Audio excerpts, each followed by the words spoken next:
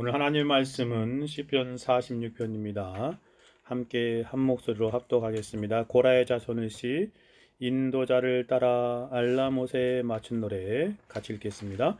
하나님은 우리 하늘 피난처시요 힘이시니 환난 중에 만날 큰 도움이시라. 그러므로 땅이 변하든지 산이 흔들려 바다 가운데 빠지든지 바닷물이 솟아나고 뛰누르는지 그것이 넘침으로 산이 흔들릴지라도 우리는 두려워하지 아니하리로다. 셀라.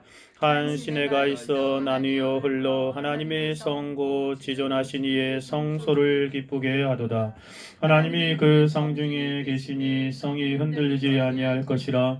새벽에 하나님이 도우시리로다. 문나라가 떠들며 왕국이 흔들렸더니 그가 소리를 내심에 땅이 녹았도다.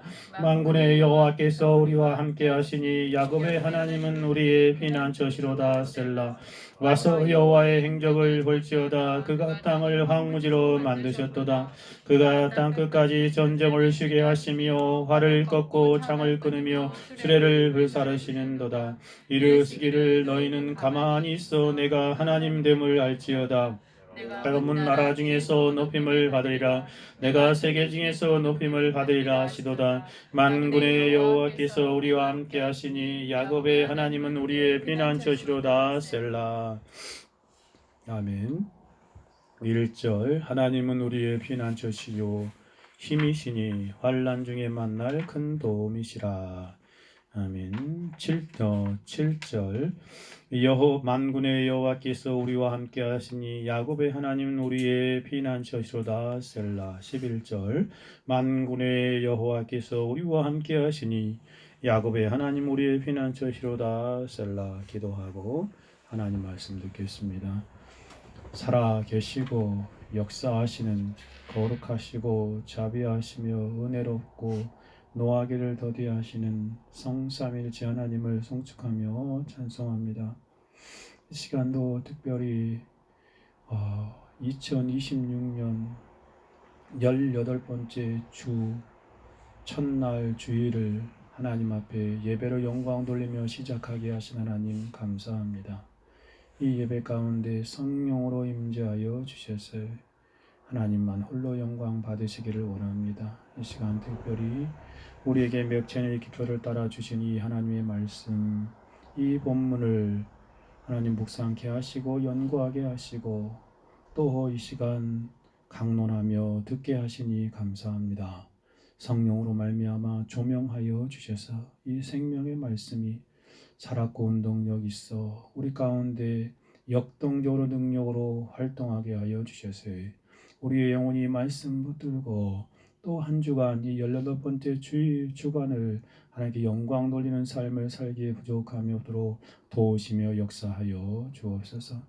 한없이 연약하고 부족한 종입니다. 주의 말씀을 성령의 충만한 은혜 안에서 성령의 말하게 하심을 따라 주의 거룩한 진리의 말씀을 가감없이 능력으로 잘 전달하기에 부족함이 없도록 주관하시며 역사하옵소서. 이 시간도 함께 하신 하나님을 송축하오며 살아계시고 역사하시는 우리 주 예수 그리스도 이름으로 기도 올려드리옵나이다. 아멘. 오늘 특별히 야곱의 하나님 우리의 피난처시다라는 진리를 같이 한번 생각해 보겠습니다.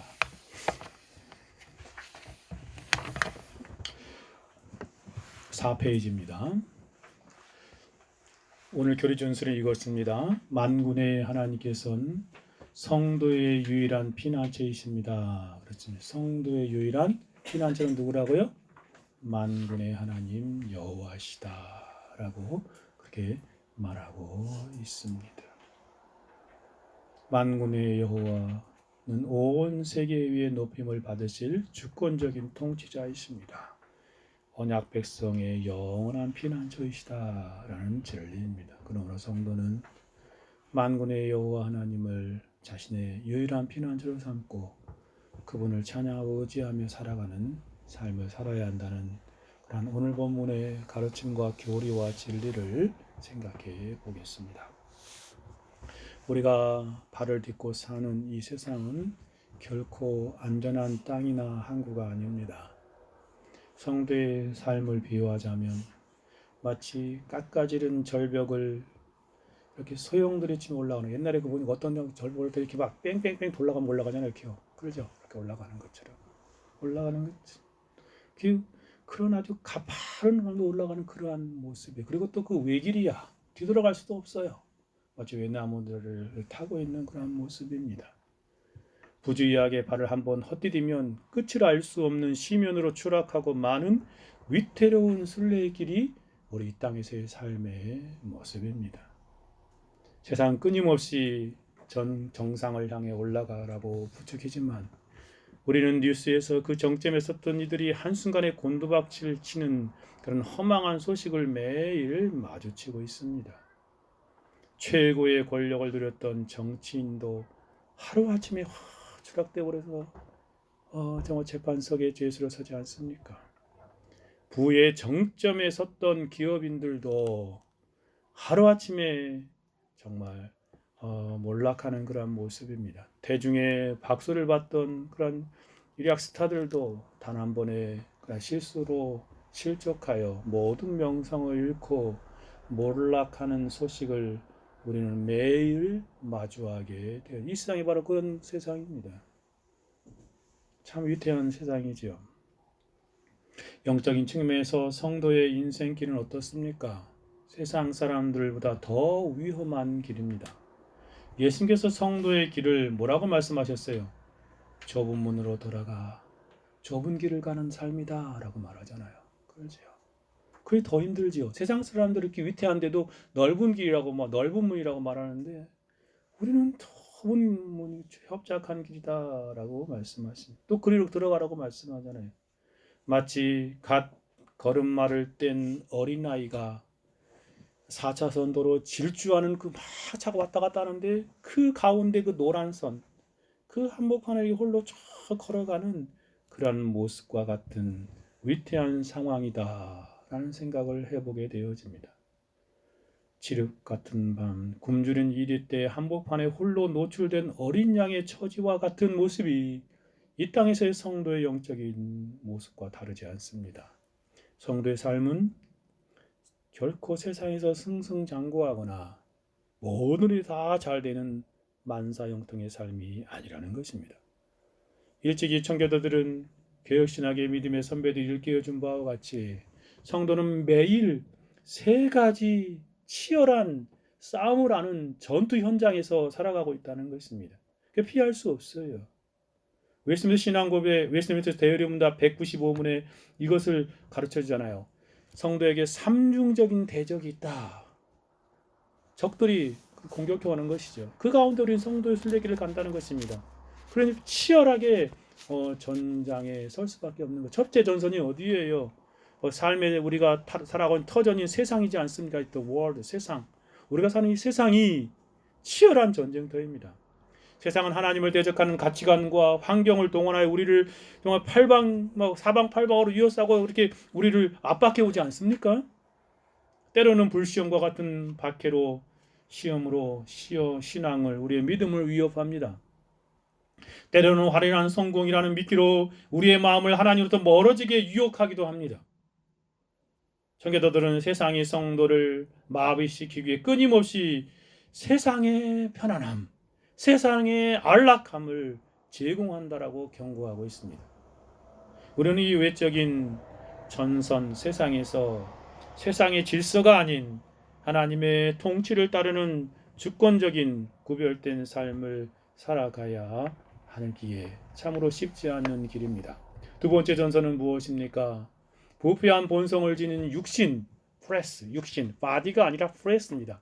죄를 가지고 있는 육체적인 본성을 플레스라고 쓴 겁니다. 이거 성도의 가장 가깝고도 끈질긴 대적이지 않습니까? 우리 내면에 잔재하는 부패한 본성을 보십시오. 우리 육신을 보십시오. 외부의 유혹이 전혀 없는 순간에도 우리 안에 정욕은 스스로 죄를 짓도록 우리를 막 부추기고 있지 않습니까?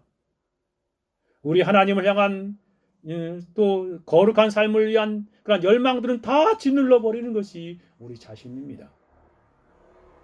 개혁신학자들은 이 내면의 부패가 사단이 우리를 우리 영혼을 공격할 때 상하는 가장 강력한 사단의 그런 내통자다라고 이렇게 말하고 있습니다. 그러므로 성도는 매일 자신의 육체 안에 있는 죄를 죽이는 자기 부인의 삶, 또 self denial뿐만 아니라 mortification, 죄를 죽이는 삶을, 십자가에 못 박는 삶을 살아가야 합니다. 성령의 도우심을 받아 은밀한 대적과 싸우는, 그래서 영으로서 우리의 그런 육체를 죽이는, 플레스를 죽이는 그러한 삶을 살아가야 합니다. 세 번째 전선은 어떤 것입니까? 더 극악한 거지요. 영적인 원수인 마귀와 그의 졸개들인 귀신들입니다.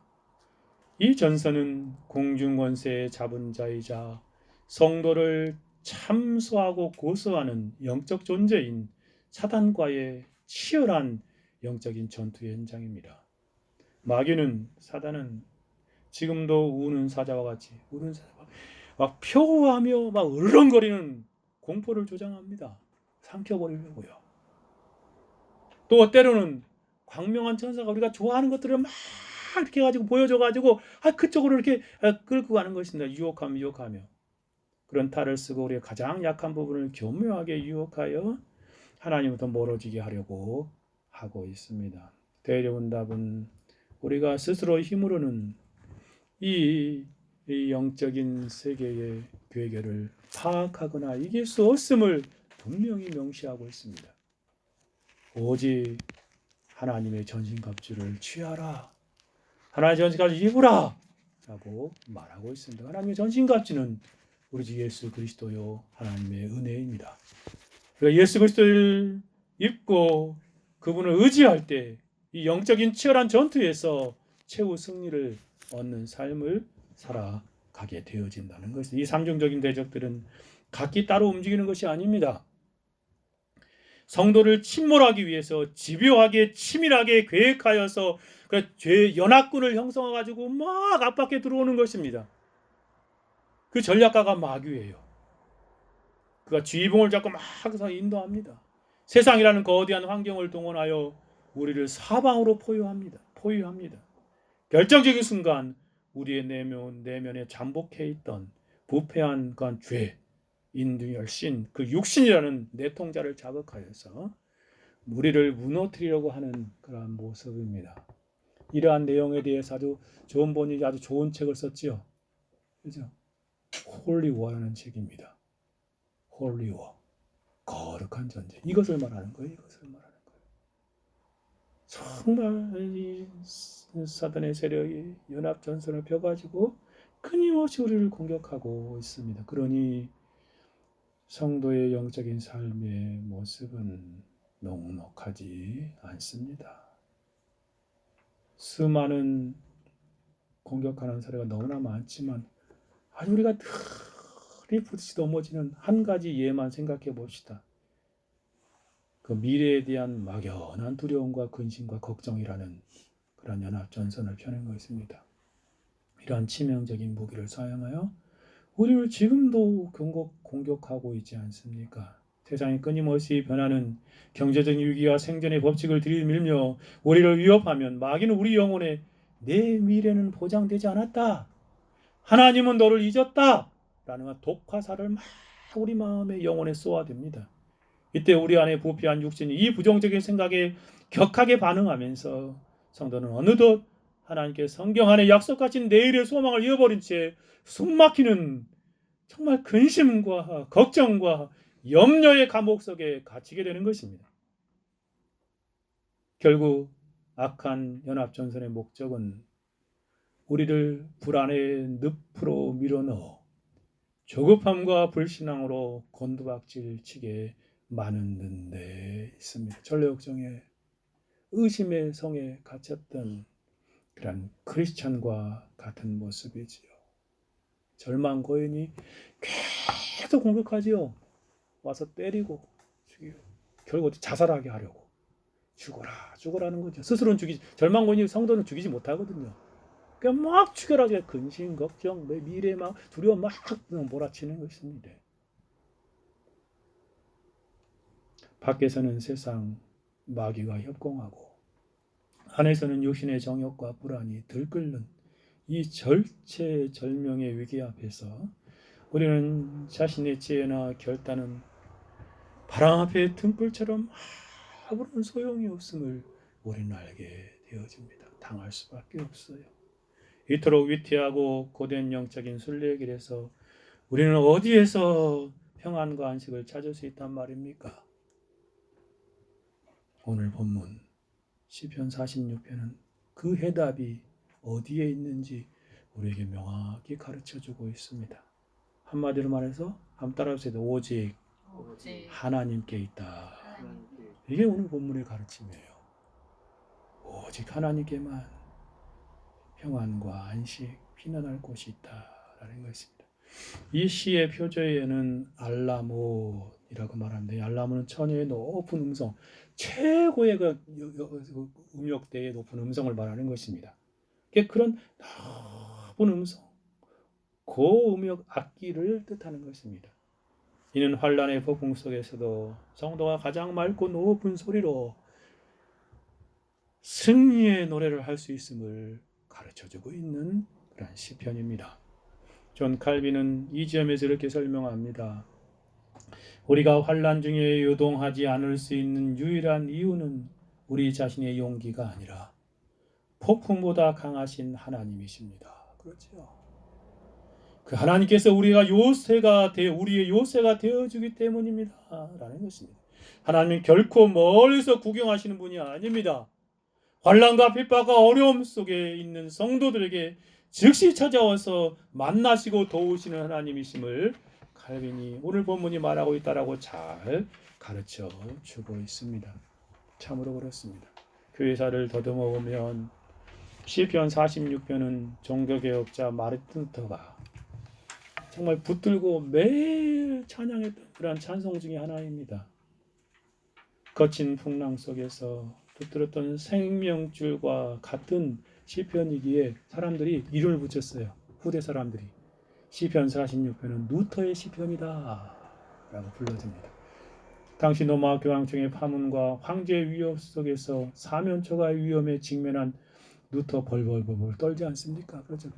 정말 소환당했을 때 벌벌 떨지 않습니까?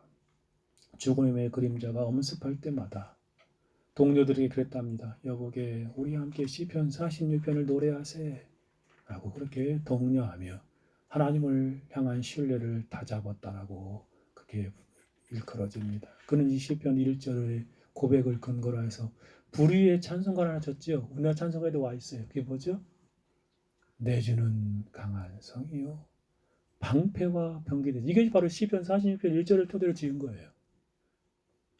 이는 삼중적인 대적이 연합전선을 펴서 공격하는 영적 전쟁터에서 하나님만이 성도가 숨을 수 있는 가장 견고한 요새이자 승리의 병기가 되심을 만천하에 선포하는 위대한 신앙 고백의 찬송이었습니다.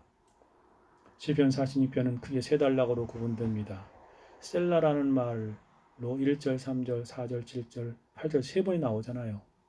이 셀라라는 쉼표와 함께 하나님의 피난처이시다. 하나님이 나의 피난처이시다. 하나님이 모든 성도의 피난처이시다 라고 노래하는 것입니다. 그 중에 7절, 11절 중심으로 한번 생각해 보려고 하는데요. 7절, 10을 다시 한번 읽어볼까요? 만군의 여호와께서 우리와 함께 하시니 야곱의 하나님은 우리의 피난처시로다. 셀라. 11절 동일합니다. 이 말씀에서 우리가 묵상하게 되는 교리는 분명합니다. 만군의 여호와, 모든 군대의 여호와 하나님은 성도들의 유일한 피난처이시다. 온 세계를 다스리는 주권적인 통치자시요 언약의 하나님이시므로 성도는 자신의 모든 도모를 멈추고 자신이 하려고 하는 모든 방법과 꾀들을 다 멈추고 오직 그것만을 의지하여 찬양하는 삶을 살아가야 한다라는 진리입니다. 주 안에서 사랑하는 성도 여러분, 혹시 인생의 좁은 중앙선 위에 어린아이처럼 또 어린 양처럼 이리때의 한복판에 두려워 떨고 계십니까? 하나님은 저와 여러분을 위하여 말씀하십니다. 여호와는 하나님은 우리의 피난처이시다. 정말 그렇습니다. 영원히 무너지지 않는 강한 성이시고 유일한 피난처시요 참된 안식처가 하나님이심을 이 시편을 통해서 다시금 깨닫고 그분을 붙들게 되기를 바랍니다. 오늘 이 시편의 노래가 저와 여러분의 입술에 항상 머물러 있는 찬송이 되기를 바랍니다. 그럼 이제 이 본문을 세 가지 측면에서 살펴볼 것입니다. 제가 잘 전개하는 논리 전개 방식처럼 질문하고 답하는 방식으로요. 첫 번째 질문은 피난처 되신 하나님이 어떤 분이신가 하는 것입니다. 두 번째 질문은 이 하나님은 어떻게 우리의 피난처가 되시는가, 이걸 통해 7절과 11절을 살펴보고 마지막 세 번째 질문은 이 진리를 깨달은 성도 어떻게 살아야 하는가 적용해 보고자 합니다. 자, 그럼 함께 본문 속으로 들어가 우리에게 말씀하시는 정말 성령 하나님의 음성에 귀를 기울여 보십시다. 첫 번째 질문입니다. 피난처 되시는 하나님은 어떤 분이십니까? 본문의 답은 명확합니다. 피난처 되시는 하나님은 어떤 분이에요? 만군의 여호와 하나님이시다. 동시에 야곱의 하나님이시다 라고 말합니다.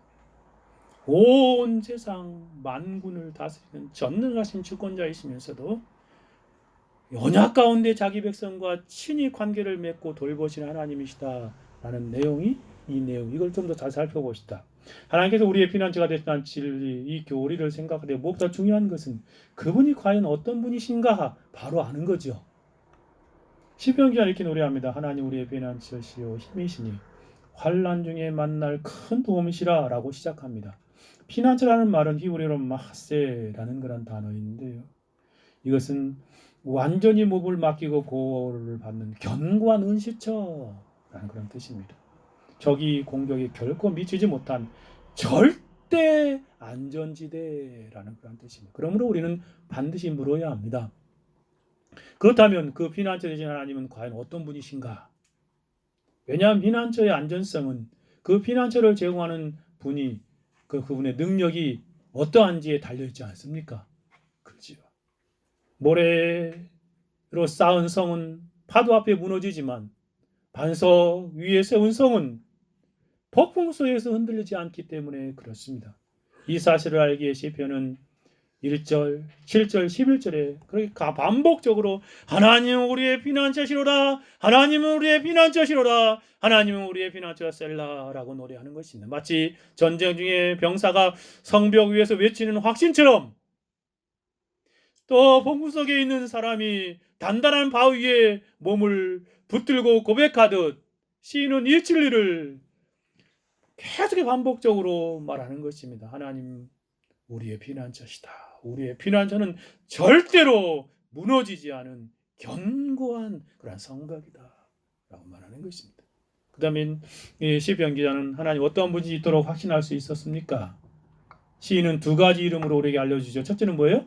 하나님은 만군의 여호와이십니다.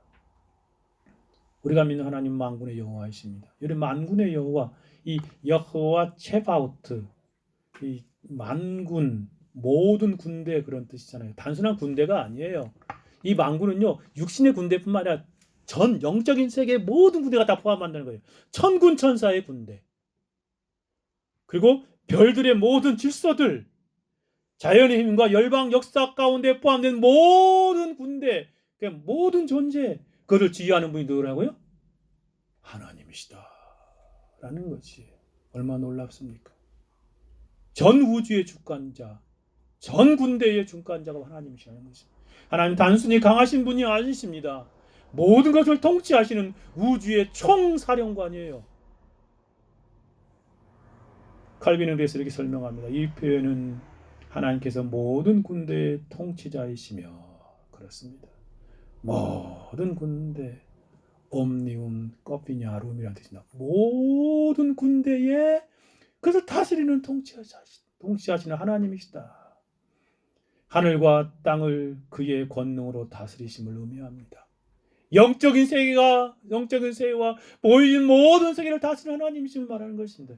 비록 원수들이 날뛸지라도 하나님께서 허락하시는 것 이상으로 아무것도 할 수 없다라는 것을 말하는 것이죠. 욥기에서 우리가 그것을 보지 않습니까? 즉 우리의 원수들조차도 하나님의 허락 안에서만 움직일 수밖에 없는 제한적인 존재들이라는 것입니다. 메텔리도 같은 맥락에서 이 본문을 추석합니다. 만군의 하나님은 만군의 여호와이십니다. 그분은 하늘과 땅의 모든 군대를 마음대로 명령하십니다. 심판과 궁율의 도구로 사용하십니다. 그리고 그 하나님이 우리와 함께 하십니다. 얼마나 복된 은혜입니까? 만군의 여호와 하나님은 단지 통치자하시는 분이 아니라 그 능력을 가지고 우리 편이 되어주셔 역사하시고 섭리하시는 하나님이시라는 것입니다. 절사된 스펄전도 이렇게 강하게 선언하지 않습니까? 여호와께서 천사들과 별들과 폭풍우와 하늘의 모든 군대를 다스리십니다. 세상의 모든 세력도 그분의 뜻을 위해 사용됩니다. 그분께 대항하는 자들은 바람 앞에 연기처럼 흩어져 버릴 것입니다. 그러므로 만군의 여호와 하나님께 대항하는 모든 세력은 결국 사라질 것이고 없어질 것이라는 존재입니다. 이 진리는 성경 전체에서 반복적으로 전하고 가르치는 그런 확신 있는 말씀이지 않습니까? 몇 구절만 생각해 봅시다. 여러분, 거인 골리앗 앞에 선 다윗, 소년 다윗을 한 17세 정도밖에 안 되는 소년 다윗을 생각해 보십시오. 어떻게 그 어린 아이가 정말 거인 골리앗을 이길 수 있습니까? 사무엘상 17장 45절 같이 읽어볼까요?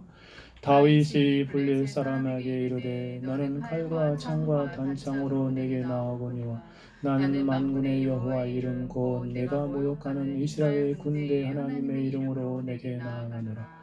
또 여호와의 구원하심이 칼과 창에 있지 아니하면 이 무리에게 알게 하리라.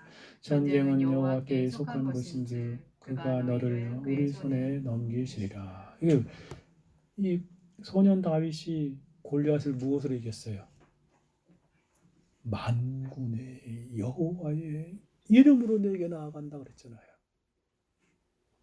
거인 골리앗과 싸움에 자신의 힘이 아니라 만군의 여호와의 이름, 그 확신으로 싸웠던 것입니다. 전투의 승패의 결정권이 사람에게 있지 않습니다. 오직 만군의 여호와 하나님에게 있음을 선언하고 그것으로 골리앗을 물리쳤던 것입니다.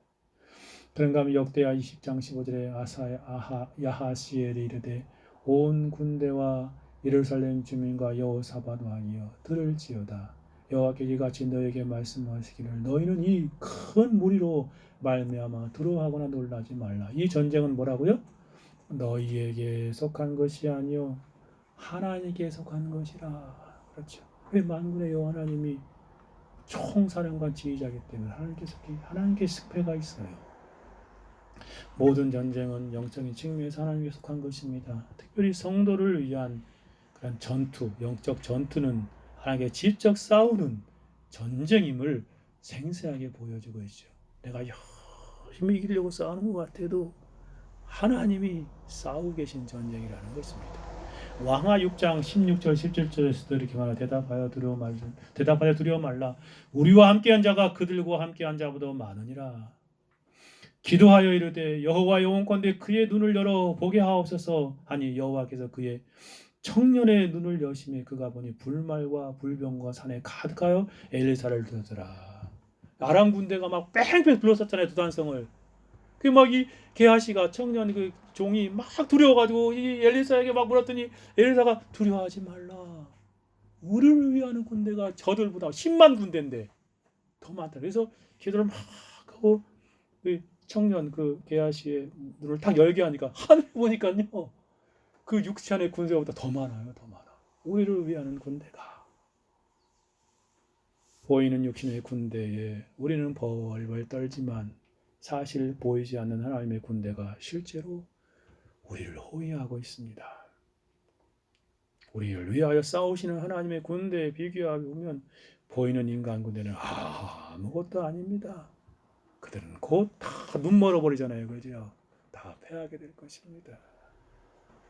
시편 24편 8절에서 영광의 왕이 누구시냐?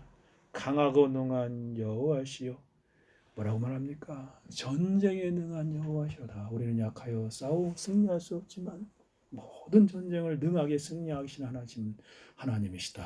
하나님은 단순한 보호자가 아닙니다. 친히 하나님의 백성 성도를 위해 전투하여 싸워 승리하게 하시는 분이심을 우리는 알게 되어집니다. 그래서 사도는 성령의 감동으로 로마서를 기록하면서 이렇게 확신하지 않습니까? 로마서 8장 31절에 그런즉 이 일에 대하여 우리가 무슨 말을 하리요?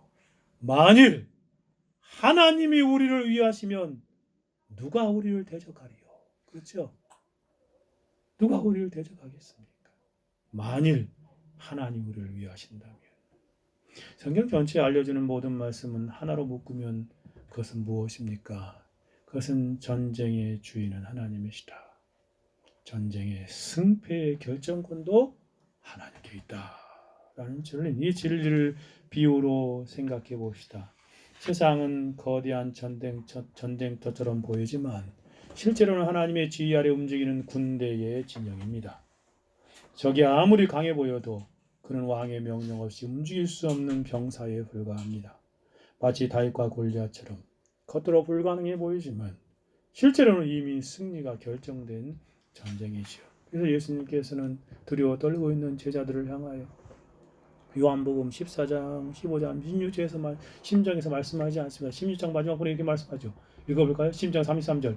이것을 너희에게 이름은 너희로 내 안에 평안을 누리게 함이라. 세상에서 너희가 환난을 당하나 담대하라 세상을 이겼노라. 그렇습니다. 요한일서 4장 4절. 자녀들아 너희는 하나님께 속하였고 또 그들을 이겼나니 이는 너희 안에 계신 이가 세상에 있는 자보다 뭐라고요? 큼이라. 그렇습니다. 주 안에서 사랑하는 성도 여러분, 여러분은 이 만군의 여호와 하나님을 알고 계십니까? 우리는 매일 싸움 속에 살아갑니다. 영적인 전쟁, 싸움, 삶의 문제로 인한 싸움, 감당하기 어려운 상황들, 또 혹은 근데 뭘 해야 되나, 진로의 문제로 인한 그런 고민들, 또 결혼은 어떻게 하지 하면서 결혼 문제, 또 사업의 문제 등등등등등. 정말 그 수많은 것들이 연합전선을 펴서 우리를 정말 두려워하게 합니다. 정말 그렇지 않습니까? 그러나 믿음은 상황을 보는 것이 아닙니다. 누굴 보는 거예요? 만군의 여호와 하나님을 보는 것입니다. 그분이 누구이신지를 보는 거예요. 만군의 여호와라는 사람은 수많은 대적들이 나를 괴롭게 하고 공격해 와도 도망하지 않습니다. 도리어 믿음으로 파도를 올라서는 것입니다. 마치 그 서핑보드 타는 사람들이 큰 파도가 올라오면 좋아하잖아요. 그죠? 막 큰 파도가 밀려오면 좋아해요. 어떻게 해요? 거기를 향해 막 달려나가. 그래가지고 막 휙 올라가서 이야 하고 타고 나오잖아요. 그죠? 정말 그래요. 믿음으로 하나님을 의지하는 것입니다. 다윗은 고백합니다. 나는 만군의 여호와 이름으로 나아간다. 그러므로 사랑하는 성도 여러분, 만군의 여호와 하나님을 의지하여 우리에게 있는 수많은 싸움들 가운데 그 하나님만을 바라보고 믿고 의지하여 이기는 승리자들이 되기를 바랍니다. 그분은 단지 우리를 돕는 분일 뿐만 아니라 우리를 위해 싸우는 그런 싸우시는 그리고 승리하게 하시는 하나님이십니다. 만군의 여호와가 우리를 위해 싸우고 계시는데 우리는 결코 패할 수 없습니다. 물론 매일매일 싸움 가운데는 질 수도 있어요.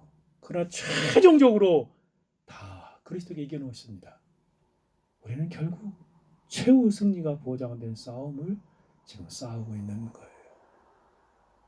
그리스도 안에서 모든 싸움은 최종 승리가 보장된 싸움입니다. 왜? 만군의 여호와 하나님이시기 때문에 그렇습니다. 하나님이시기 때문에 그렇습니다. 하나님이시기 때문에 그렇습니다.